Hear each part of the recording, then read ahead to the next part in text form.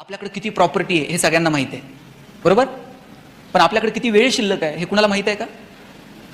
जन्माला येण्याचे संकेत 9 महिने आधी मिळतात, पण आपण जाणार आहोत याचे संकेत 9 मिनिट पण आधी मिळत नाही. आपल्याला जर 9 महिने आधी पत्र आलं, हां तुमचं आटपलं, आता हिशोब करून घ्या, काय अवस्था होईल माणसाची? पण नाही, ते संकेत मिळत नाहीत. 130-135 कोटी लोकसंख्या भारताची.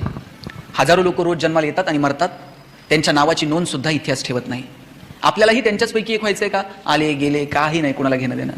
आपल्याला जर वाटत असेल की इतिहासानं आपल्या येण्याची आणि जाण्याची नोंद ठेवावी, तर तसं कर्तृत्व आपल्याला करावं लागेल.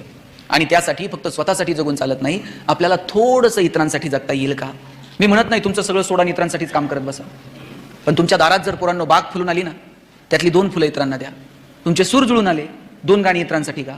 तुमच्या दारात आभाळ भरून आलं, उंजळभर पाणी इतरांना द्या. आणि तुमची उंची जर आभाळाला टेकली तर अशाच मानावर करून बघू नका, थोडंसं खाली झुका.